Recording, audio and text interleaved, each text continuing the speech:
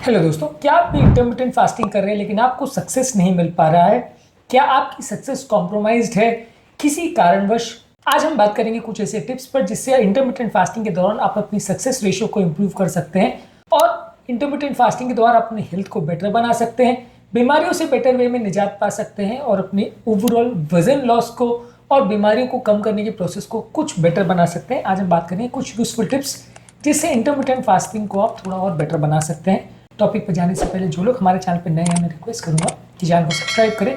हमारे चैनल का पर्पस है लोगों को हेल्दी बनाना, हेल्थ एजुकेशन के द्वारा, और इस मिशन में आप हमारे सहभागी बन सकते हैं। चैनल को सब्सक्राइब करके, वीडियोस को लाइक करके और कंटेंट को फ्रेंड्स फैमिली के साथ शेयर करके। टॉपिक के दौरान हमारी ओपीडी की कुछ इंटरेस्टिंग स्टोरीज, कुछ साइंटिफिक फैक्ट्स और स्टडीज, हमारा इस मामले में क्या ओपिनियन और एक्सपीरियंस है, हमारा फाइनल वर्डिक्ट क्या है, और ये सारी इंटरेस्टिंग बातें आपको बताऊंगा, इसलिए बने रहिए हमारे साथ एंड तक। चलिए शुरू करते हैं।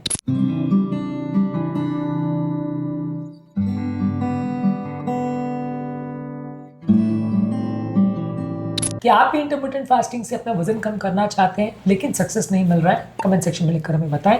आपकी नज़र में कौन सा इंपॉर्टेंट कारण हो सकता है इसका? कमेंट सेक्शन में लिखकर हमें बताएं। ये आपको समझना जरूरी है कि हंगर जो है ये वेव्स के फॉर्म में आता है, एक स्ट्रेट लाइन जैसा नहीं आता है।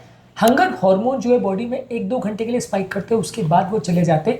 यदि इस दौरान आप अपने माइंड को इस तरफ डाइवर्ट कर देते हैं कि आपको भूख का पता ना चले, या उस दौरान आप कम खा करके गुजारा कर लेते हैं, तो बाकी टाइम आपको बार बार भूख नहीं लगेगी। कई बार लोगों को लगता है कि अगर मेरे को भूख आ गई तो बढ़ती चली जाएगी, अगर मैं कुछ नहीं मंगाऊँ तो मेरे को खाना ही पड़ेगा।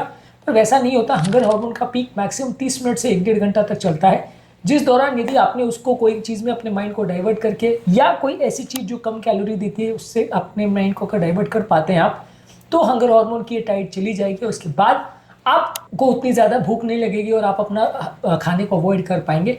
तो इस चीज़ पर आपको फोकस करना है कि हंगर हार्मोन सडनली आते हैं, सडनली जाते हैं, बहुत ज़्यादा देर तक नहीं रहते हैं। ये ओशन टाइड्स की तरह से हैं जो आते हैं जाते हैं।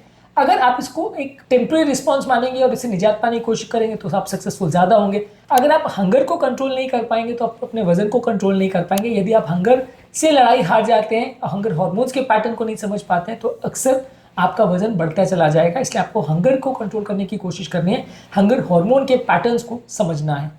इसके अलावा हाइड्रेटेड रहने की ज़रूरत है। यदि आपकी बॉडी माइल्ड डिहाइड्रेशन में भी जाती है तो आपकी बॉडी को ऐसा लगता है कि भूख लग रही है, उसके बदले वो खाने की कोशिश करती है। अक्सर बॉडी के सिग्नल्स में कन्फ्यूजन हो जाती है, जिसकी वजह से आप अपना भूख कंट्रोल नहीं कर पाते। इसलिए ज़्यादा मात्रा में पानी पीजिए, प्यास नहीं भी लग रही है तो भी पानी पीजिए। जर्नल ऑफ क्लिनिकल न्यूट्रिशन ने बताया है कि कई बार लगभग 12 से 15% केस में प्यास को बॉडी हंगर की तरह परसीव करती है, और जिसकी वजह से अक्सर लोग खाना खा लेते हैं। तो आपको समझने की ज़रूरत है कि ज़्यादा मात्रा में बिना प्यास लगे भी अगर आप एक्स्ट्रा पानी पीते रहें, या जब भी भूख भी लगे तो भी आप पानी पी के काम चला सकते हैं, तो इससे आपका खाने का जो है फ्रीक्वेंसी कम हो जाएगी और फास्टिंग का ड्यूरेशन बढ़ जाएगा। इसके अलावा फास्टिंग विंडो जो आप चुन रहे हैं वो इस हिसाब से चुनिए जो आपकी लाइफ को सूट करे।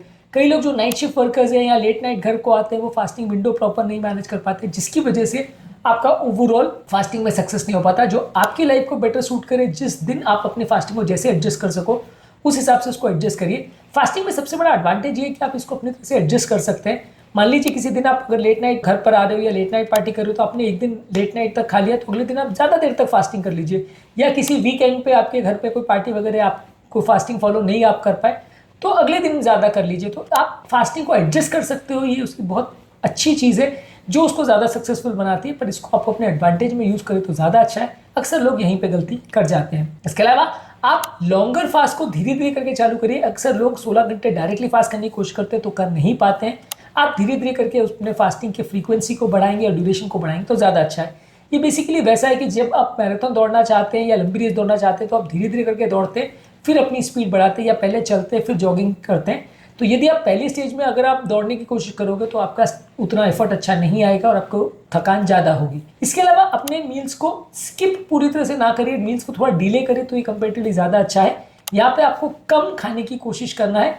मैं ज़्यादातर वैसे खैर पेशेंट्स को भी बोलता हूँ कि ब्रेकफास्ट को स्किप कर लो तो ज़्यादा अच्छा है, लेकिन काफ़ी बार अगर आप मील्स को थोड़ा बहुत डिले भी कर सको तो भी आपको अच्छे रिजल्ट्स मिल सकते हैं। कोशिश करिए कि जितना ज़्यादा लेट आप खाना खाओ, यानी जितना ज़्यादा लंबा फास्टिंग विंडो आप रखो, उतने ज़्यादा अच्छे रिजल्ट्स मिलेंगे। मान लीजिए अगर 14, 15, 16 घंटे में भी रिजल्ट नहीं मिल रहे तो आप उसको और ज़्यादा बढ़ा सकते हो। जितना ज़्यादा ड्यूरेशन का आप फास्टिंग करोगे उतना ज़्यादा आपको बेटर रिजल्ट्स मिलेंगे।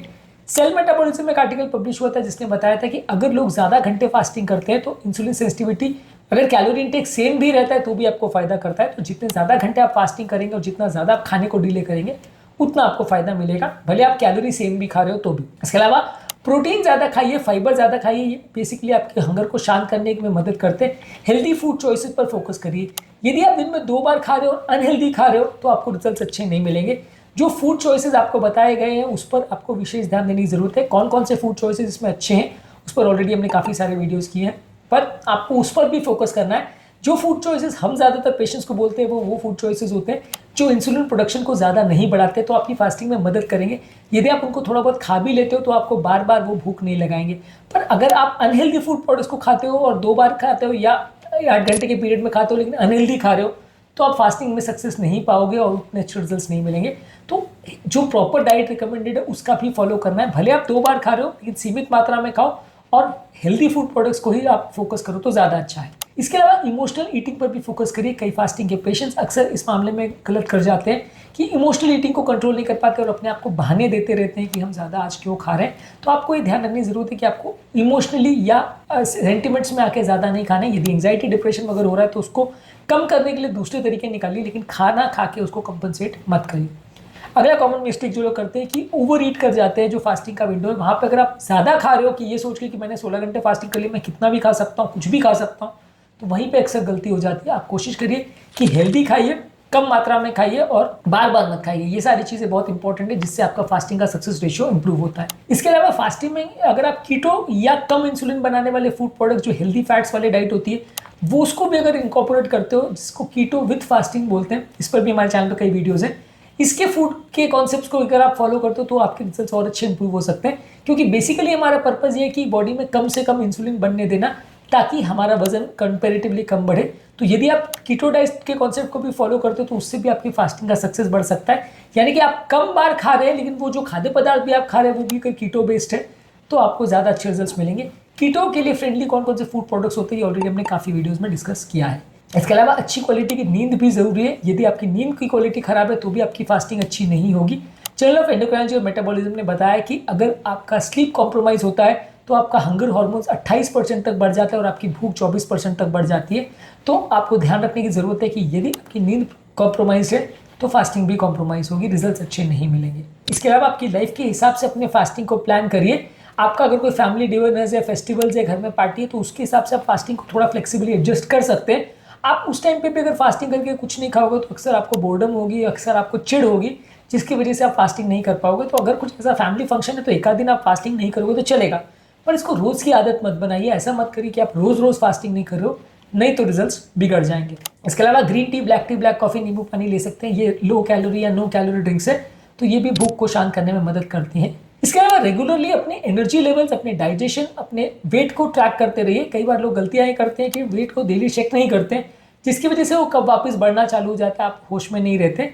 इसके लिए आपको रेगुलरली अपनी प्रोग्रेस का या रिग्रेशन का ट्रैक रखना है कि आपकी सिचुएशन सुधर रही है कि बिगड़ रही है। इसके अलावा ईटिंग विंडो के टाइम एक बार में बहुत ज़्यादा नहीं खाना है। यदि आप बहुत ज़्यादा मात्रा में खा लेते हो, खासकर अनहेल्दी खा लेते हो, तो आपको बार बार भूख लगेगी और आपका वजन बढ़ना चालू हो जाएगा। तो इसलिए जो आप खा भी रहे हो उस मामले में भी कितनी मात्रा में खा रहे हो और क्या खा रहे हो इस पर विशेष ध्यान दीजिए। फास्टिंग हर एक व्यक्ति को सूट ना करे, ऐसा हो सकता है। कुछ व्यक्ति को जिनको प्रेगनेंसी है, ईटिंग डिसऑर्डर्स है या बचपन का टाइम में कई बार फास्टिंग उनको सूट नहीं करती, कई उम्रदराज पेशेंट में भी दिक्कत कर सकती है। तो इसलिए हर व्यक्ति के लिए सूटेबल वैसा ज़रूरी नहीं है। आपके लिए सूटेबल है या नहीं, अपने डॉक्टर से डिस्कस करके फिर इसका पालन करें तो ज़्यादा अच्छा है। इसके अलावा आप एप्लीकेशन वगैरह का प्रयोग कर सकते हैं कि आपने क्या खाया, कितना खाया, किस टाइम पे खाया, किस दिन कितने घंटे की फास्टिंग की। इसको जर्नल करने के लिए यदि आप एक डायरी एंट्री का मेंटेन करेंगे तो इससे भी आपके रिजल्ट्स इंप्रूव होंगे। इसके अलावा अगर आपकी बॉडी में माइक्रोन्यूट्रिएंट्स की डेफिशिएंसी है, बहुत ज़्यादा कैलोरी रिस्ट्रिक्शन आप कर रहे हो या बहुत लॉन्ग फास्टिंग विंडो बिना प्रिपरेशन के कर रहे हो, तो ये भी एक इंपॉर्टेंट रीजन होता है लोगों के फेलियर का। इस पर भी आपको फोकस करना है। कंसिस्टेंट फास्टिंग करनी है। महीने में अगर 30 दिन का महीना है तो आपको कोशिश करनी है कि आप एटलीस्ट 27-28 दिन फास्टिंग कर पाओ। यदि आप महीने में अगर 10 या 15 दिन फास्टिंग कर रहे हो या 5 दिन फास्टिंग कर रहे हो और 16 घंटे वाली फास्टिंग कर रहे हो तो रिजल्ट्स नहीं मिलेगा। हाँ, अगर आप कम दिन कर रहे हो तो फिर ज़्यादा ड्यूरेशन वाली फास्टिंग करोगे तो ज़्यादा बेटर रिजल्ट्स मिलेंगे। अलग अलग फास्टिंग के कौन से तरीके होते हैं इस पर हमने ऑलरेडी काफ़ी वीडियोस किए हैं। इस मामले में हमारा फाइनल वर्डिक्ट ये है कि फास्टिंग को यदि सही तरीके से सही टिप्स को फॉलो करके किया जाए तो ज़्यादा अच्छे रिजल्ट्स मिलेंगे।